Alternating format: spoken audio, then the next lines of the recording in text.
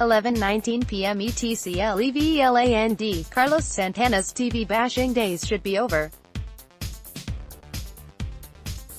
Back with Cleveland after spending 1 year in Philadelphia, where he ended some teammates' obsession with the popular video game Fortnite with one swing, Santana is excited to be returning to a team with World Series title aspirations.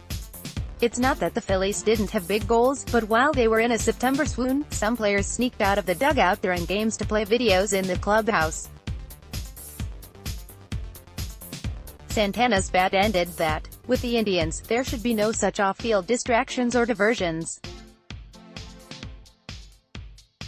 And while the rest of the All-Central made numerous moves this winter to try and close the gap on the Indians, the three-time defending champions lost some power but essentially stayed the course.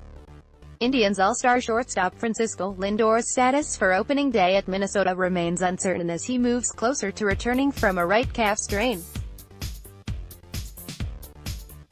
Cleveland has signed a minor league deal with free agent Carlos Gonzalez, who could help the Indians settle their outfield situation after they decided not to re-sign All-Star Michael Brantley, among other moves. Cy Young for $300? Kevin Love to form a title trio? The Odell trade could become the best.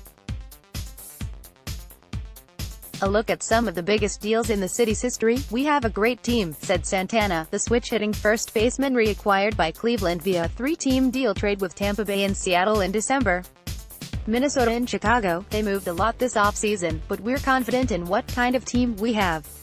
We have a playoff team. We're fine. We're not worried about offense, defense. We're worried about winning." The Indians, who might have All-Star shortstop Francisco Lindor back from a calf strain when they open the season against the Twins on March 28, don't have much reason to be fearful in their division. And if manager Terry Francona's recent skydiving adventures in Arizona are any indication, Cleveland will face any nerves head-on. However, the scary thing is that if they want to win their first World Series since 1948, the Indians must climb into the same realm with Boston, New York and Houston. The Owls' elite didn't undergo as much change this offseason as Cleveland, which slashed payroll by choosing not to re-sign free agent All-Star outfielder Michael Brantley, closer Cody Allen or dominant reliever Andrew Miller.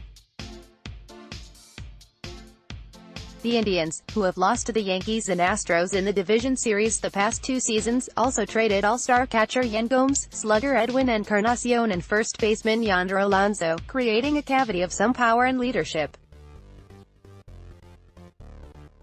Still, there's plenty of talent, and some new faces. We have a lot of the same core pieces, and if anything, we have a nice little breath of fresh air, some new excitement, said right-hander Mike Clevinger, a member of arguably baseball's best starting staff.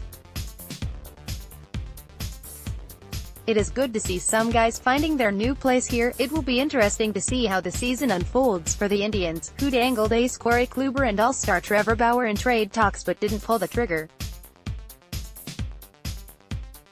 The club may still be open to dealing one of them, especially if things don't go as planned. If they don't, stay clear of Santana.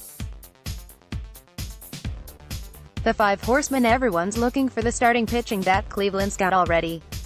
Last season, the Indians became the first team to have four different pitchers record 200 strikeouts in the same season.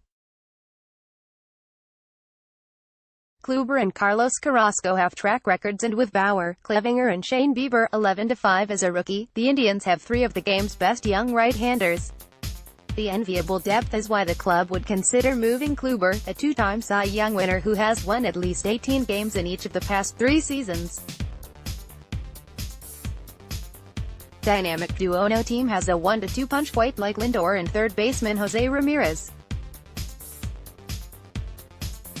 Both switch hitters, the pair became the first players in club history to get at least 35 homers, 35 doubles, 90 RBI and 25 steals in the same season. They're also the first teammates with at least 80 extra base hits in consecutive seasons since Yankees legends Joe DiMaggio and Lou Gehrig.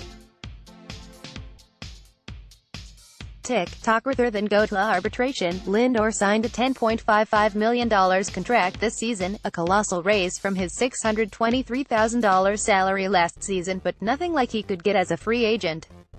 That won't happen until the end of 2021 season, but the Indians have to be planning for a long-term future without Lindor, who has turned down previous long-term deals and has seen the mega deals landed by fellow stars Mike Trout, Bryce Harper, and Manny Machado.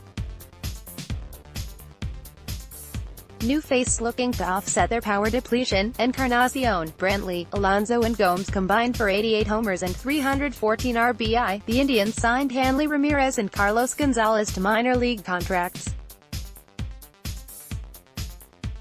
Ramirez could serve as the primary designated hitter while Gonzalez, a three-time All-Star who led the NL with 40 homers in 2015, may stabilize the club's unclear outfield situation. Francona will have another late-inning relief option in former All-Star Tyler Clippard once he gets past a pectoral strain sustained in camp.